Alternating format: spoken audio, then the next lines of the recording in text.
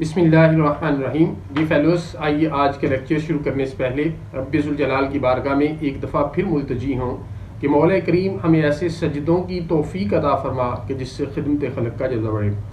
D fellows, आज के lecture में हम CRPC के दो अहम सेक्शन डिस्कस करेंगे, सेक्शन 509 और 510। डी फेलोस, इन दोनों सेक्शन पर मैंने 8 क्वेश्चन फार्मूलेट किए हैं। पहले वो क्वेश्चन मैं आपके सामने रखता हूं ताकि हम इनको प्रॉपरली कंप्रीहेंड कर सकें और फिर इनके answers in the light of provisions of CRPC 1898 और सुपीरियर कोर्ट्स की जजमेंट की रोशनी में ले सकें। तो फेलोज, पहला क्वेश्चन है दफ़ा 509 और 510 में क्या फ़र्क है। दूसरा, सेक्शन 509 के तहत कौन सी रिपोर्ट सबमिट होती हैं और सेक्शन 510 के तहत कौन सी रिपोर्ट सबमिट होती हैं। नंबर 3, कौन सी रिपोर्ट्स पर C एडमिसिबल हैं और कौन सी रिपोर्ट्स पर C एडमिसिबल नहीं हैं। नंबर 4, पर C एडमिसिबल से मुराद क्या है। नंबर 5, क्या अदालत दफ़ा 510 में दी गई रिपोर्ट्स के मेकर को समन कर सकती है।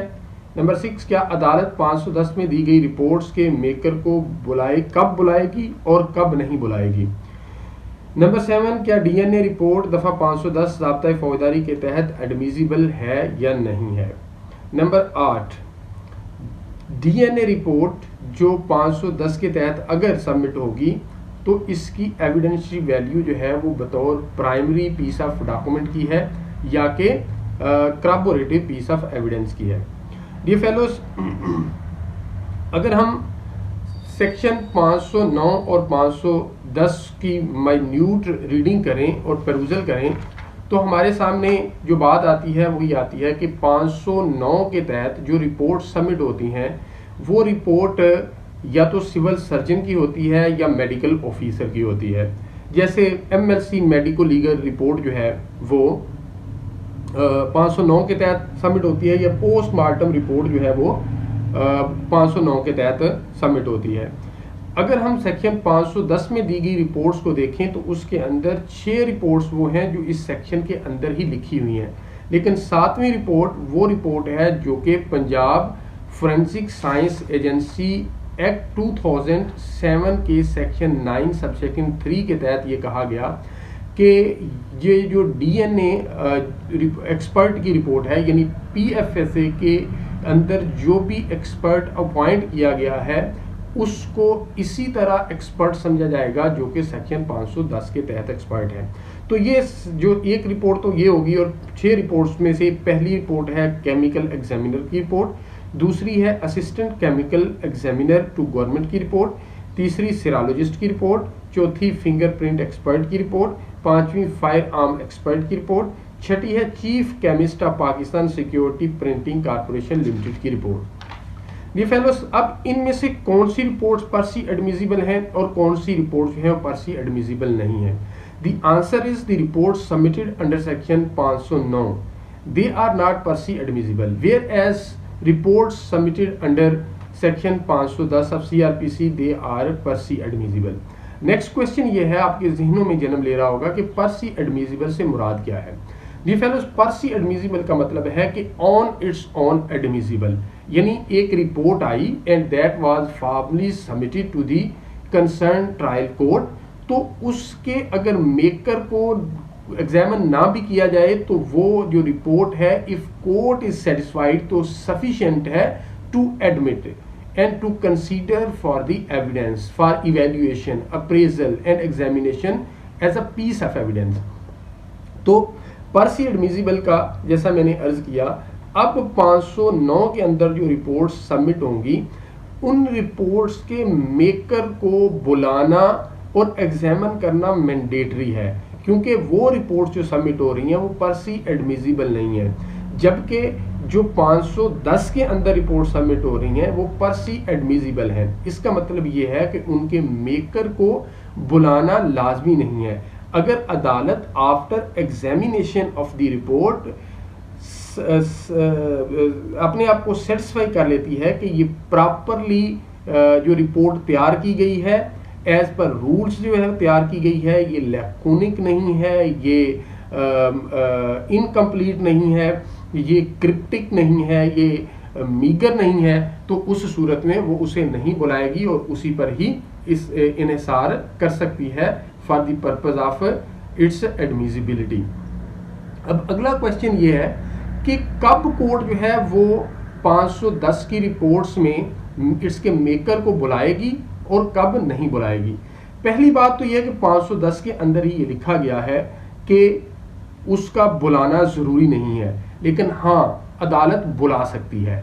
अब हमारा सवाल ये है कि कौन सा क्राइटेरियन है जब अदालत बुलाएगी और कब नहीं बुलाएगी। ये जो क्राइटेरियन है एक जजमेंट 1997 SCMR पेज 1177 के अंदर डिस्कस हुआ कि वो कौन से रेक्विजिट हैं कि वो फुलफिल हों इस रिपोर्ट के हवाले से। पहला कहा गया कि original report shall be put in evidence, number 1। Number 2, report must be formally tendered, यानी थ्रू प्रॉपर चैनल ये आनी चाहिए।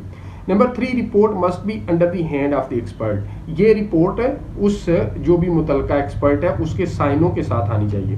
Number 4, if the report alone is to be considered sufficient, it should contain all the information which the officer himself would have been able to furnish if he had been examined as a witness। यानी अगर वो report पर अदालत ने without calling the maker of that report इन्हिसार करना है, उसको एडमिट करना है, तो उसके अंदर सफिशिएंट इंफॉर्मेशन जो है वो मौजूद हो। नंबर 5, अब कब रिपोर्ट जो है वो मेकर ऑफ द रिपोर्ट को अदालत बुलाएगी। Where the report is meagre, cryptic, laconic, incomplete and non-compliant of the rules, it is open to the court to summon and examine the expert। Dear fellows, अब अगला हमारा question ये है कि क्या डीएनए रिपोर्ट दफा 510 ज़ाब्ता फौजदारी के तहत एडमिसिबल है कि नहीं। अब जब हम इस 510 को एग्जामिन करते हैं तो 510 के अंदर पीएफएसए एक्सपर्ट का जिक्र नहीं है, डीएनए रिपोर्ट के एक्सपर्ट का जिक्र नहीं है। ये जितने भी टेस्ट फोरेंसिक टेस्ट होते हैं पीएफएसए के अंदर उनमें से अक्सर का जिक्र नहीं है।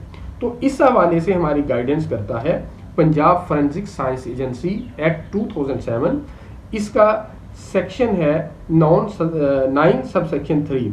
इसकी रेलिवेंट रीडिंग मैं आपको पढ़ के सुनाता हूँ, रेलिवेंट वर्डिंग पढ़ के सुनाता हूँ। A person appointed in the agency is an expert shall be deemed as an expert appointed under section 510 of CRPC and a person specially skilled in a forensic material under section 59 of QSO 1984। ये fellows ये बात को endorse PLD 2021 supreme court page 362 के अंदर supreme court ने भी किया। अब आखिरी हमारा क्वेश्चन ये है कि ये जो डीएनए एक्सपर्ट की रिपोर्ट है या दूसरी रिपोर्ट्स हैं वो जो अदालत के अंदर पेश होती हैं उनकी एविडेंशियल वैल्यू क्या है। एक्सक्लूसिवली इस जजमेंट जो मैंने रेफर की इसके अंदर डीएनए की एविडेंशियल वैल्यू को डिस्कस किया गया और ये कहा गया कि ये प्राइमरी पीस ऑफ एविडेंस नहीं है, but this is strongest corroborative piece of evidence. तो जितनी भी रिपोर्ट्स इसके अंदर आती हैं उनकी जो एविडेंशियल वैल्यू है that is of corroborative piece of evidence, primary piece of evidence या सब्सटेंटिव पीस ऑफ एविडेंस की नहीं है। डियर फेलोज, ये था सेक्शन 509 और 510 के दरमियान फ़र्क। एक और छोटी सी कन्फ्यूजन मैं इस हवाले से दूर करना चाहता हूँ।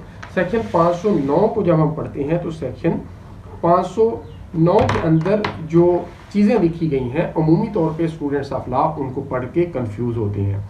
इसके अंदर इनडायरेक्टली जो मैंने बातें की वो मौजूद हैं, लेकिन यहाँ पर जो चीज़ें लिखी गई वो ये लिखी गई कि अगर कमिटल प्रोसीडिंग के दौरान मजिस्ट्रेट की मौजूदगी, मजिस्ट्रेट जो है वो in the presence of the accused इन को एग्जामिन करता है, यानी सिविल सर्जन को या मेडिकल ऑफिसर को, तो फिर at the time of trial जो है वो अदालत के लिए ज़रूरी नहीं है कि उनको दोबारा बुलाए, लेकिन इनको बुला भी सकती है। तो डियर फेलोज, लेकिन इनका भले मजिस्ट्रेट बुलाए भले ट्रायल कोर्ट बुलाए, इनका एग्जामिन करना in the presence of the accused जो है वो ज़रूरी है। हाँ, एक और बात इस हवाले से जानना ज़रूरी है कि सेक्शन 509 और 510 जो है ये एक्सेप्शन है to the general rule contained in section 353 of CRPC। 353 CRPC ये कहता है कि evidence has to be recorded, shall be recorded in the presence of the accused and if the attendance of the accused has been dispensed with, then in the presence of his pleader. लेकिन यहाँ पर ये दोनों इसकी exceptions हैं। ये fellows ये थे सेक्शन 509 और 510 जो मैंने आपके सामने रखे। उम्मीद करता हूँ कि आज का लेक्चर आपको पसंद आया होगा। अगर आज का लेक्चर आपको पसंद आया हो तो बाबुल इल्म लॉ अकेडमी यूट्यूब चैनल को सब्सक्राइब जरूर कीजिएगा और हमारी इस वीडियो को लाइक जरूर कीजिएगा। अल्लाह ताला आपका हामी नासिर हो। बहुत शुक्रिया।